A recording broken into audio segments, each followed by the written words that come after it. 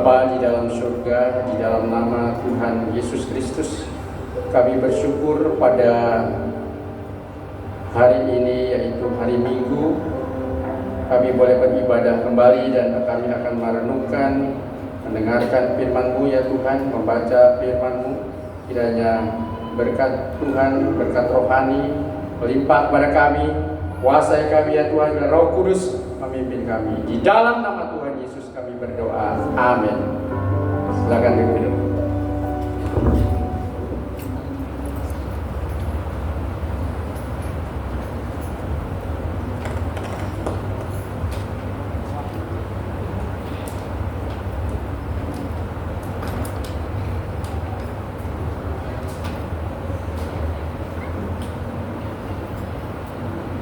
Haleluya, puji Tuhan.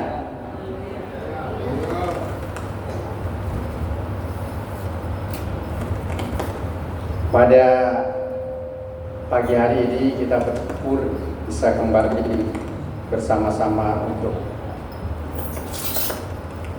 beribadah ya.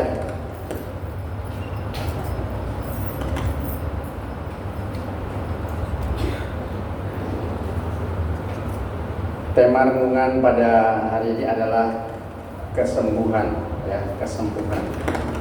Tentu kesembuhan dari sakit ya, kesembuhan dari macam-macam juga persoalan dan lain sebagainya ya.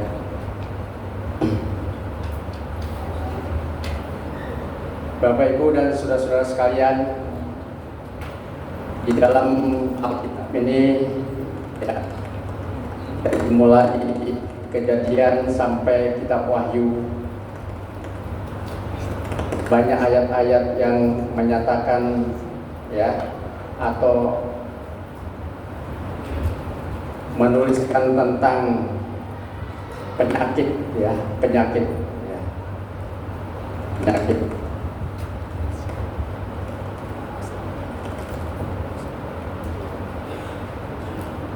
Dan di dalam Perjanjian Baru sampai ya Perjanjian Baru banyak juga menuliskan tentang hal ini ya.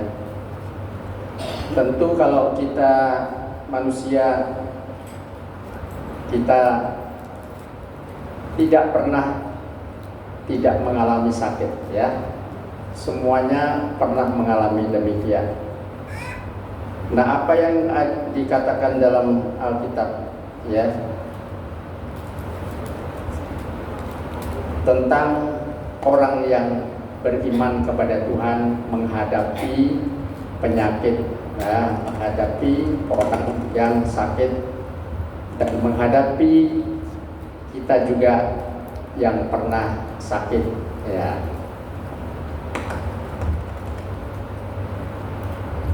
Yang pertama adalah kita harus mengetahui dasar pelayanan orang beriman ya.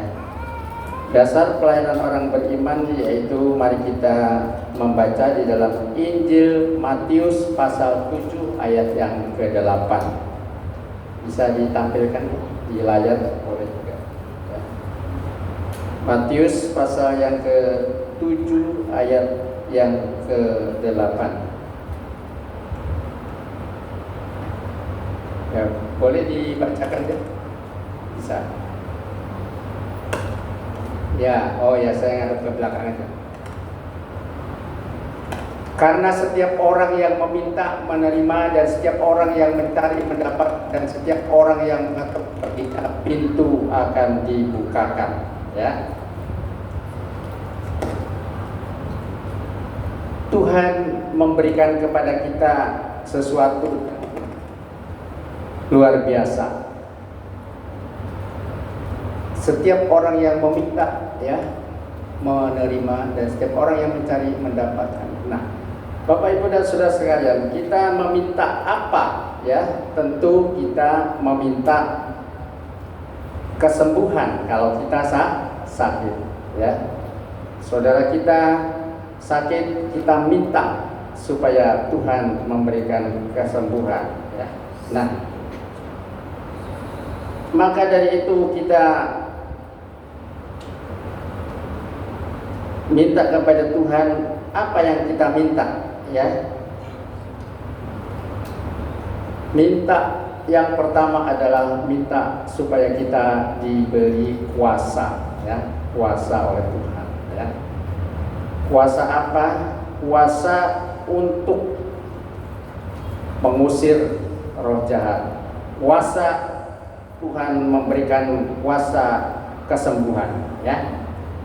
Setiap orang beriman dapat menggunakan nama Yesus, ya. Kita sudah diberi kuasa, sudah diberi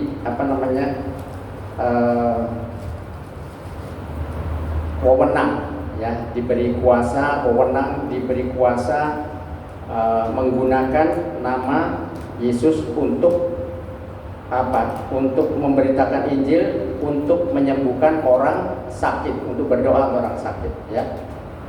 Tentu kalau kita sebagai bawahan diberi kuasa oleh atasan, di atas meterai apalagi itu kuat untuk untuk menagih utang, untuk urusan di bank, untuk apa saja. Kalau kita sudah diberi kuasa, ya, itu namanya surat kuasa, ya, surat kuasa yang bertanda tangan di bawah ini, ya, nama John.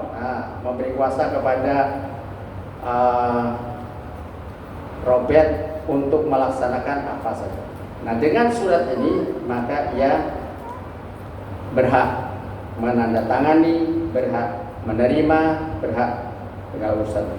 Nah, apa yang Tuhan berikan kepada kita, ya, kita meminta dan kita akan menerimanya, yaitu kuasa dari Tuhan. Ya, coba Injil Markus 16 ayat 15. Injil Markus 16 ayat yang ke-15 dan seterusnya. Lalu ia berkata kepada mereka, "Pergilah ke seluruh dunia, beritakanlah Injil kepada segala makhluk." Ya. Terus disambung dengan ayat yang ke-17.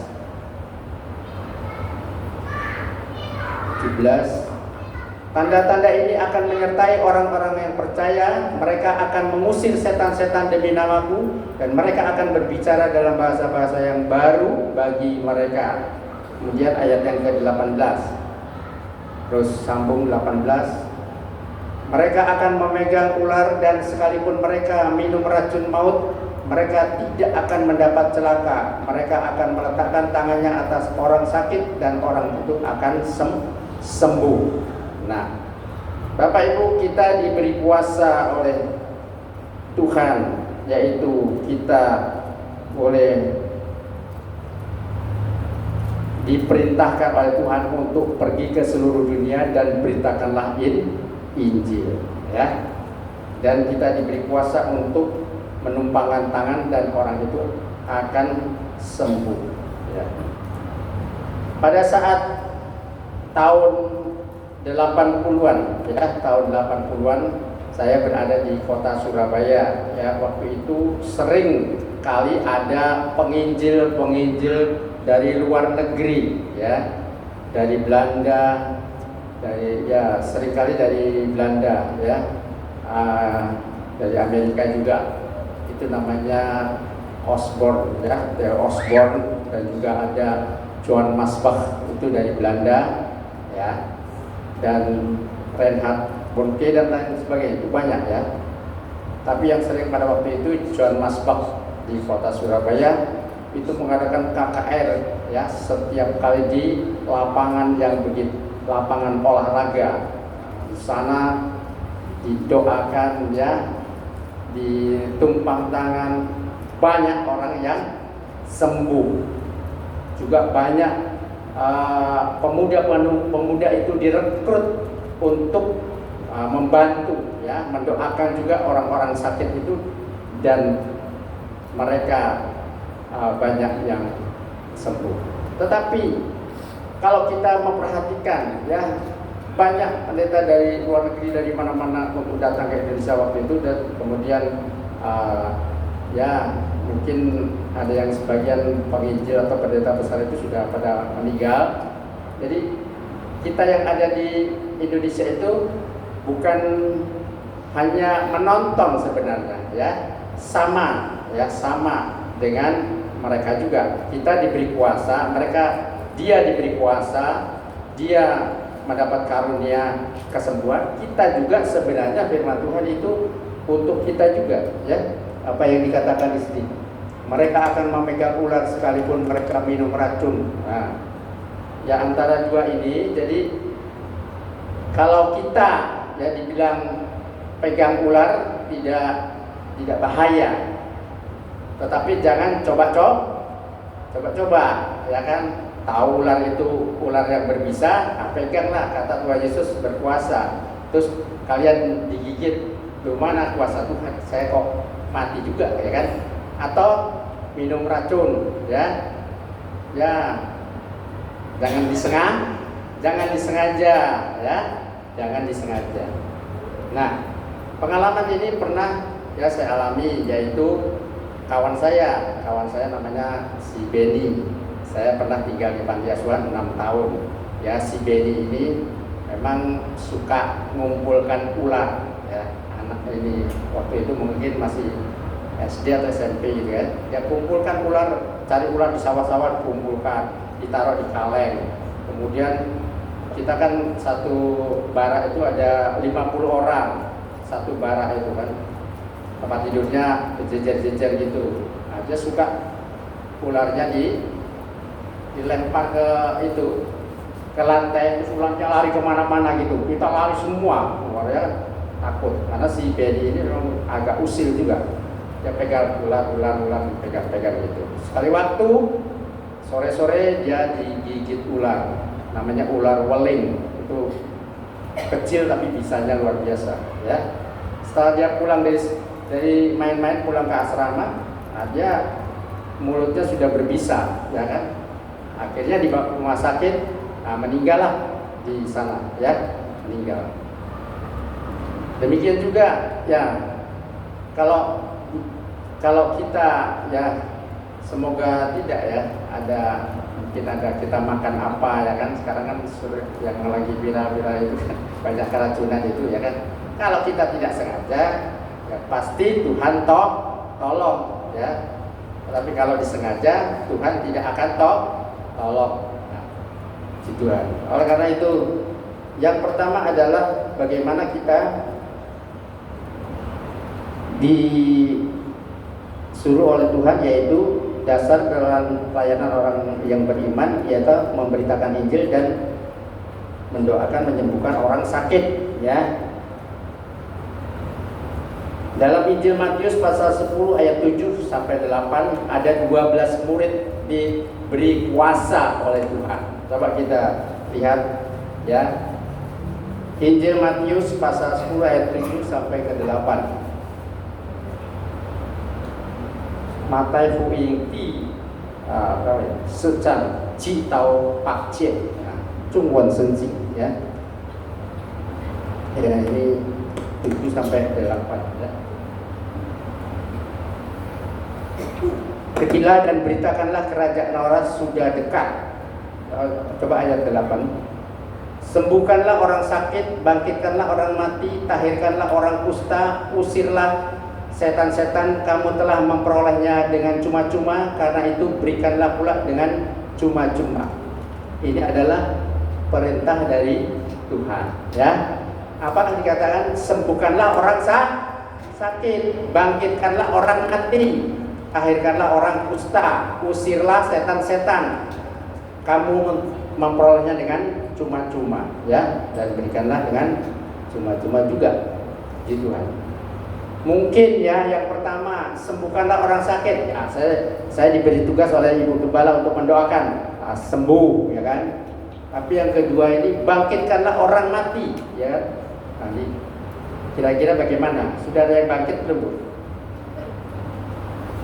Ya, kadang-kadang orang juga dirohanikan, ya, bangkit dari mati rohani, ya. Jadi bangkit dari kematian, ya. Mati rohani itu, ya, tak pernah ke gereja, tak pernah sembahyang, tak pernah apa-apa, ya kan, untuk Tuhan. Kemudian dia bangkit kembali, hidup kembali, dia melayani Tuhan, ya, sembuh dari sakitnya atau bangkit daripada. Saudara, kalau itu tahirkanlah orang kusta, ya, orang kusta, ya, segala macam penyakit termasuk orang kusta juga. Jadi Bapak dan Ibu dan saudara-saudara sekalian, Tuhan memberikan perintah, yaitu tadi pergilah ke seluruh dunia untuk mengabarkan Injil, memberitakan Injil, ya, mau percaya dan dibaptis. Sembuhkanlah orang sakit, ya, puji Tuhan. Saya waktu di kota Surabaya itu di gereja yang cukup besar, ya, jemaatnya itu 10.000, tapi sekarang sudah kurang, ya kan. 10.000 itu hampir tiap hari ada orang meninggal, ya. Nah, saya ini bagian menguburkan orang meninggal. Kadang-kadang saya satu hari itu bisa menguburkan 2 sampai 3 jemaat. 3 jemaat saya kuburkan dalam tempo 1 hari. Saya urus 1 hari selesai, ya kan, main telepon gitu, ya. Kalau dulu kan teleponnya kan pakai putar-putar gini kan, krek, ya. Nah, sekarang kan pakai pijet-pijet gini kan, agak gampang. Nah, setiap hari itu ngubur, ya, waktu praktek sekolah Alkitab itu saya bagian menguburkan orang mati, orang meninggal, ya. Dan juga bagian besuk-besuk orang sakit, baik di rumah sakit, di rumah-rumah, di lorong-lorong, kolong jembatan, di mana-mana. Kita doakan, ya, doakan. Nah, kalau mereka sakit, ya, sakitnya parah gitu, ya, sudah parah, sudah teruk, orang sini bilang, dia biasanya udah percaya Tuhan sungguh-sungguh. Sebentar dia sembuh betul, besoknya sudah hilang, artinya sudah meninggal. Nah, apakah itu doanya tidak dijawab Tuhan atau bagaimana? Itu adalah kekuasaan Tuhan, ya. Sama dengan lampu ini, kalau udah mau mati gitu kan, dia terang dulu baru out, ya. Kecuali ada garansi kita bisa tukar ke toko. Tapi kalau nyawa nanti, ya itu tadi, kecuali ada khusus, ya, dia bisa bangkit. Ada juga beberapa orang yang bangkit dari orang mati, ya, termasuk Lazarus, dan juga pada zaman-zaman sekarang juga ada, cuma kita tidak melihat secara langsung, ya, di daerah Afrika atau di mana itu ada.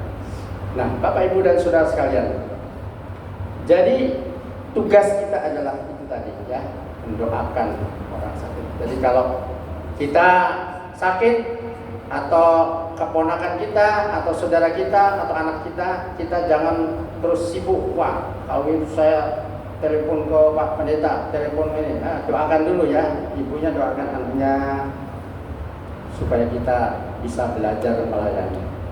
Kalau misalkan kita ada 150 orang, kita bisa berdoa untuk 150 orang di masyarakat atau di kawan-kawan kita terus sembuh, itu berarti kita bisa 2 kali lipat, ya, double, ya, kita bisa memenangkan dia sembuh ikut Tuhan, jadi bisa mencapai kali 2 jadi 300, ya kan, 150 bisa kita tambah lagi jadi 300. Nah, Bapak Ibu dan Saudara sekalian, bahwa 12 murid Tuhan pula diberi kuasa. Yang kedua adalah kehendak Tuhan, ya. Kehendak Tuhan itu Tuhan mempunyai kita sehat dan sembuh, ya, dan umur kita terpelihara dalam nama Tuhan, ya. Kita mempunyai waktu masing-masing, ya, waktu masing-masing. Waktu masing-masing artinya kita sehat terpelihara oleh Tuhan, ya, kita bersyukur, ya. Kita sakit, kita juga bersyukur. Dan kalaupun kontrak kita sudah habis di dunia ini, kita juga bersyukur. Kita tidak menyalahkan satu dengan yang lain, ya.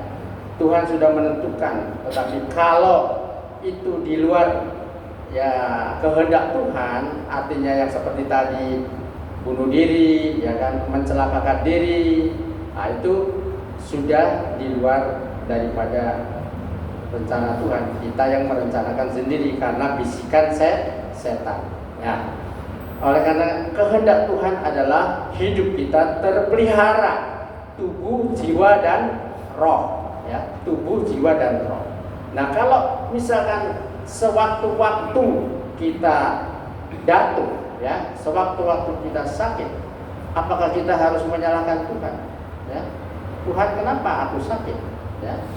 Nah, Bapak Ibu dan Saudara sekalian, ada beberapa tokoh Alkitab, ya. Coba saya akan bacakan.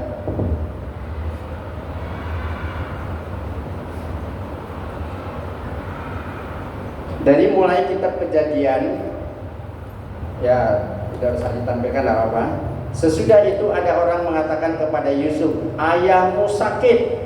Lalu dibawanyalah kedua anaknya Manasye dan Efraim. Itu dalam kitab Kejadian 48 ayat yang pertama. Kemudian yang kedua,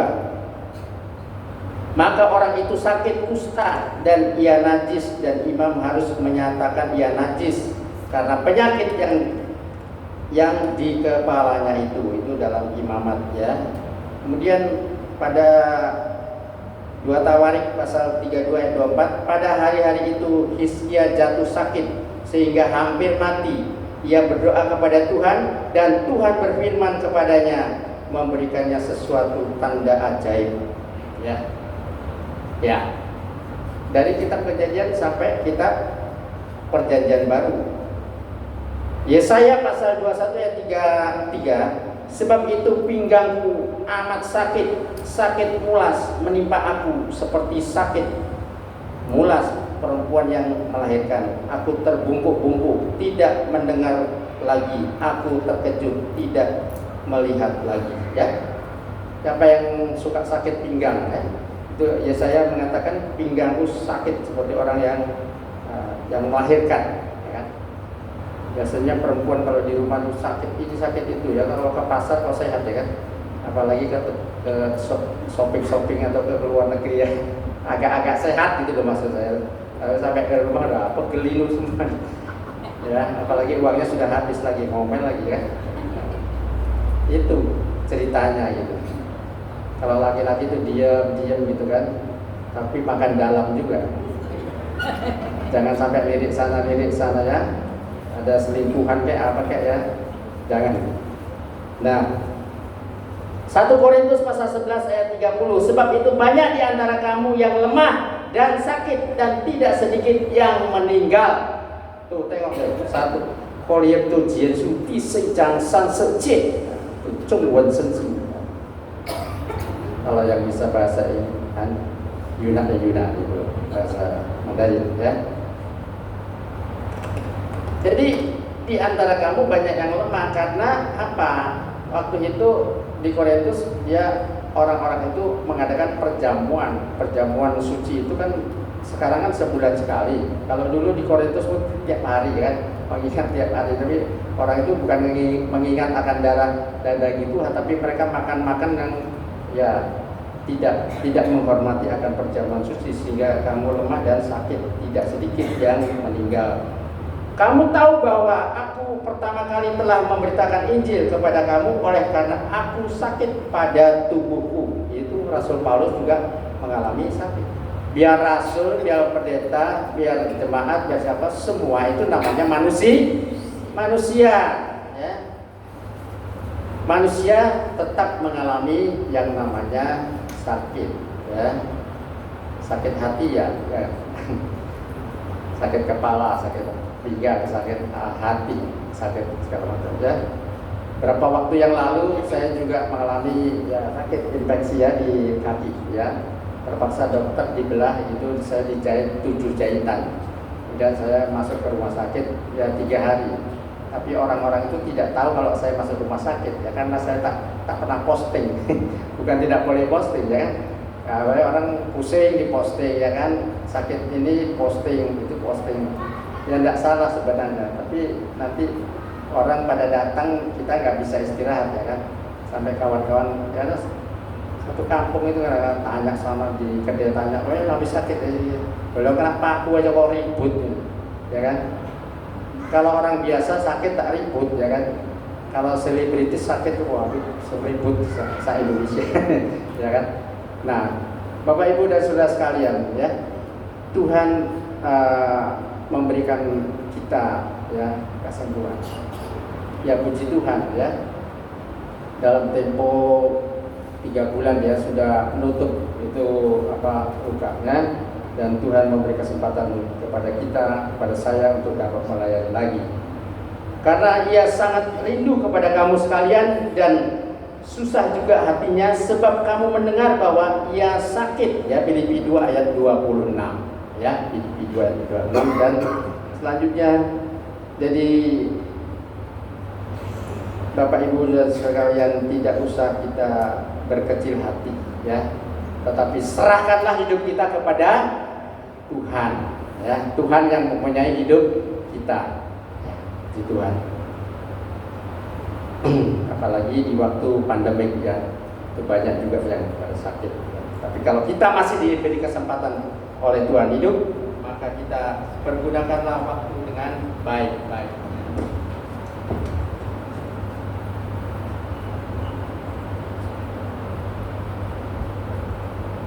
Yang ketiga adalah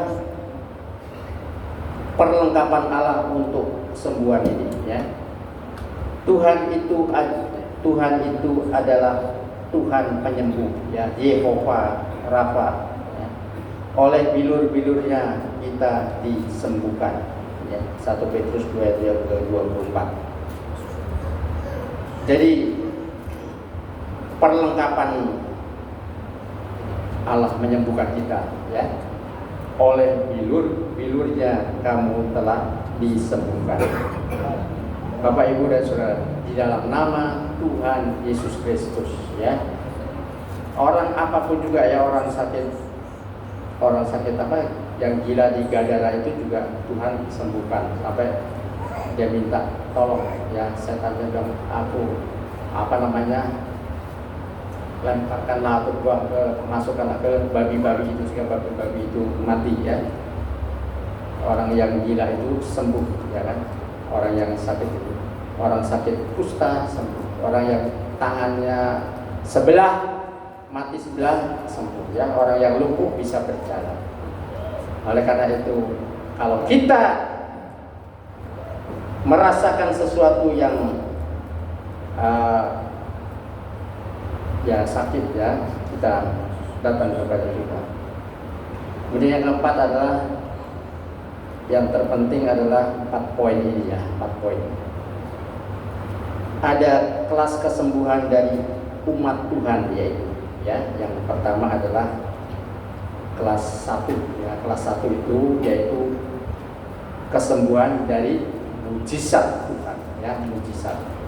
Yang pertama adalah kelas 1, mujizat dari Tuhan, ya. Ada di Surabaya itu ada orang kanker, ya, kanker payudara gini, didoakan, kemudian keluar itu nanahnya, osor itu, kemudian dia kering dan sembuh. Itu mujizat dari Tuhan, ya, seperti yang saya katakan tadi, yang lumpuh sewaktu bisa berjalan, itu yang kelas 1. Kelas 2, ya, orang yang sakit ditolong dan dibantu oleh obat-obatan, ya, obat-obatan. Apakah orang sakit itu tak boleh ke dokter? Ada orang, saya tak mau ke dokter, saya Tuhan saja, ya, ya, sampai keras kepala tidak mau ke rumah sakit atau ke dokter. Kira-kira bagus gak? Ya sebenarnya bagus, kalau mau cepat ketemu Tuhan, ya tak usah ke rumah sakit, kan, gitu. Kalau mau cepat ketemu Tuhan, ya, ketemunya ini kita sudah bertobat atau belum, ya, ataukah? Nah, ada anak muda, saya bilang, anak muda, itu motor mau kenapa? Ya, om, masuk bengkel, ya, habis motornya bagus, jangan kau ngebut-ngebut, ya. Ternyata dia ngebut, tabrakan, matilah di tempat, ya kan. Yang kedua, ada muda juga di Kijang, ya, dia bilang bawa mobil, Dek, kalau bawa mobil jangan ngebut-ngebut ya, bawa motor jangan ngebut-ngebut. Dia ngebut juga, tabrakan juga di jalan mana namanya tuh, Wiratno ya. Akhirnya dia meninggal. Dan banyak juga bapak ini sudah nasihati anak-anak muda ini, tapi ya itu namanya dia suka ngebut, ya cepat juga dia meninggal ya. Nah, yang tadi dikatakan ya, bolehkah kita ya boleh ya kan, karena manusia juga diberi ilmu dan juga dia dokter bisa menolong orang lain. Yang ketiga itu secara manusiawi ya. Yang ketiga itu adalah secara manusiawi ya. Kalau orang itu di dalam tubuh kita ini ada yaitu penangkal ya, penangkal untuk menangkal penyakit ya secara alami ya kan. Mungkin juga dengan herbal atau apa dengan alami. Tubuh kita juga ada kalau kita di bawah kesadaran ya, contohnya saja ya kan, kalau kita tahu-tahu jatuh gitu kan, tahu-tahu saya sudah ada di rumah sakit ya. Antara jatuh dan ke rumah sakit itu kita kan tidak sadar kan. Nah itulah ada keistimewaan ya, keistimewaan. Tahu-tahu kita sudah ada di rumah sakit ya. Kadang-kadang kita juga adik saya pernah itu kecelakaan dan dilindas oleh lori ya, lori itu truk itu. Jadi dia itu malah dilihat lukanya itu, udah hancur kakinya, dilihat, nggak apa-apa kan? Ya itu hancur kakinya ya, karena memang udah meninggal udah lama. Nah tapi itu adalah keadaan yang ya mentalnya orang masing-masing ya. Yang keempat adalah ia bercampur dengan okultisme ya, okultisme atau kedukun. Nah inilah yang dilarang oleh Tuhan ya kan, yang melanggar aturan atau menyimpang daripada kepercayaan.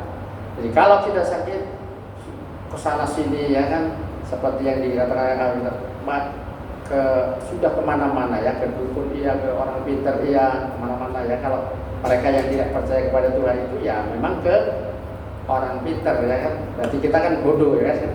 Nah jadi itulah yang Tuhan tidak mau ya, tidak mau kita pergi ke tempat-tempat yang waktu saya belum percaya kepada Tuhan ya, diajak sama ibu saya pergi ke gunung-gunung ya, di gunung-gunung sana lah minta petunjuk.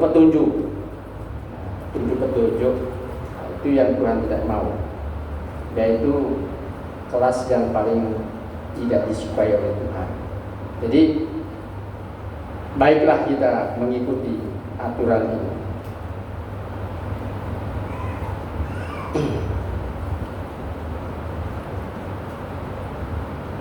Nah, orang yang kita ini adalah anak-anak Tuhan dan juga kita mengerti bahwa Tuhan itu merencanakan sesuatu yang baik. Mari kita dengan sukacita ya, dengan sukacita dan dengan kuasa Tuhan yang sudah diberikan kepada kita diberi kuasa ini, mari kita gunakan dengan sebaik-baiknya.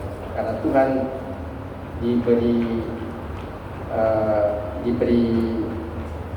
kita diberi Tuhan yaitu kekuatan ya, kuat kuasa, diberi kuasa, diberi kekuatan. Oleh karena kalau kita berdoa ya dengan kuasa Roh Tuhan, maka Roh Tuhan mengurapi kita akan tahan terhadap kuasa-kuasa iblis, karena kita ini hamba Tuhan. Kita adalah anak Tuhan ya, seperti yang ditulis dalam Injil Yohanes pasal 1 ayat yang ke-12. Orang yang percaya ya menjadi anak-anak Allah.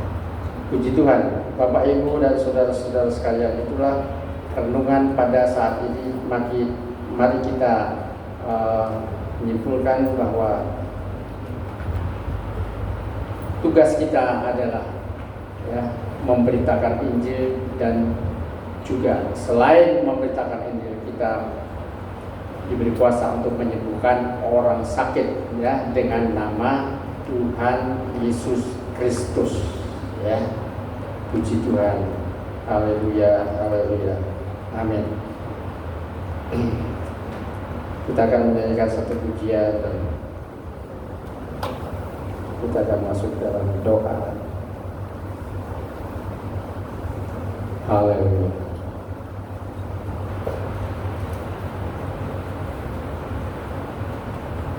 Kita menyanyikan Yesus yang termanis berat jiwaku.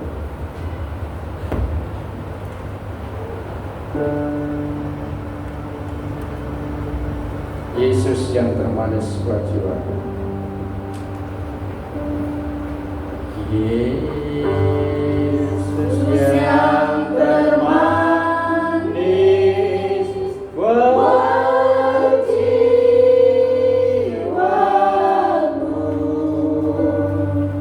Buat jiwaku. Buat jiwaku.